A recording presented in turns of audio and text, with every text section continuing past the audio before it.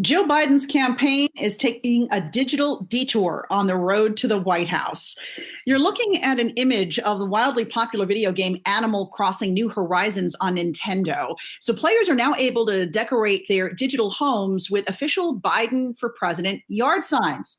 Let's break this down now with our tech editor, Dan Howley. Also have our senior columnist, Rick Newman, along for the ride today. Hey, guys, good morning. So, Dan, I guess it was just a matter of time, but what do you make of this move by the Biden campaign? It's pretty interesting, and I think he's not the first politician to get involved in this game. Animal Crossing is a title for the Nintendo Switch, as you said, incredibly popular, especially with the pandemic. It really kind of blew up. Nintendo's console sales and sales of this game are through the roof. So it makes sense that they would go and target this game. There is a social element where you can visit other people's islands in the game, so you can obviously decorate with these signs and then have people come over and see that, vote for Biden's there. But again, he's not the first politician to get involved in this. AOC actually plays this and visit other people's islands during the game. So it's something that I think a lot of politicians look at and say, okay, this is something that's easy. It's not a violent game. There's no shooting or anything like that. It's just a nice, fun game that I can get into and kind of explore. And people will see that and think, hey, I'm cool. Hey guys, the first I heard of this was yesterday when my 21-year-old son sent me a text message. He said, very in tune of them to place ads there. And then he reiterated some of the things Howley just said. So if this is hitting the consciousness of 20-somethings, I think that's a win for Biden. This is the toughest group for him to crack is young voters. And we know from the Democratic primaries, Bernie Sanders, also a 70-something, just like Biden, he was the favorite of young voters, somewhat inexplicably, and Biden just got very little traction with young voters.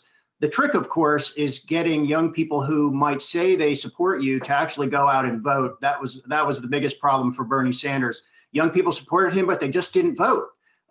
So if that's the challenge for Biden, he can do something that young people playing these games might think is kind of cool. But if they don't vote, it really doesn't matter. Rick, why does Joe Biden have that disconnect with younger voters? Well, look at him.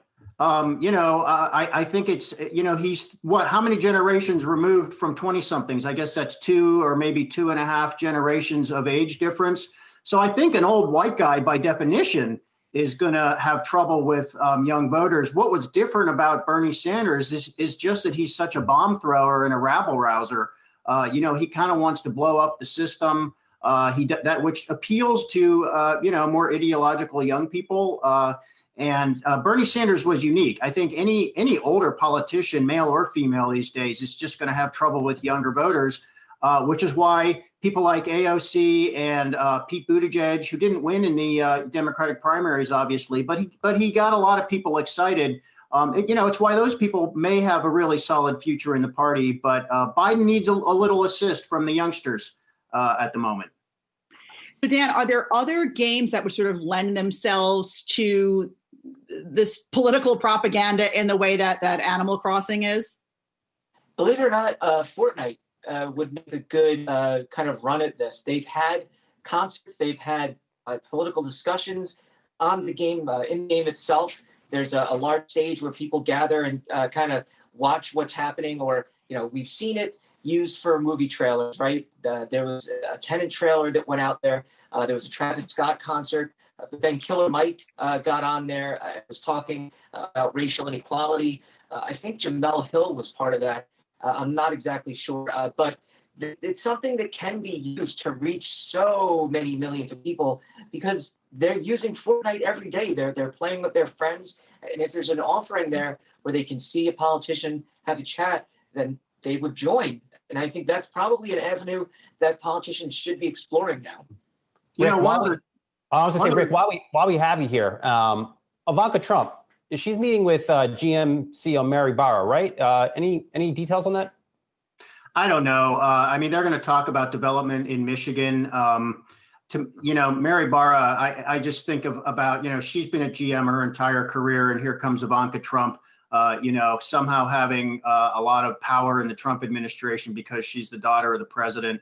And it's in late innings here in the presidential campaign. Will this change anything for GM? Probably not. But let's be honest. I mean, this is taking place because Michigan is a swing state. So you're going to see every Trump who could possibly make a difference going to Wisconsin, going to Minnesota, Pennsylvania too, and trying to just, squeak out a few extra votes because these states are going to be close and they will determine who the next president is.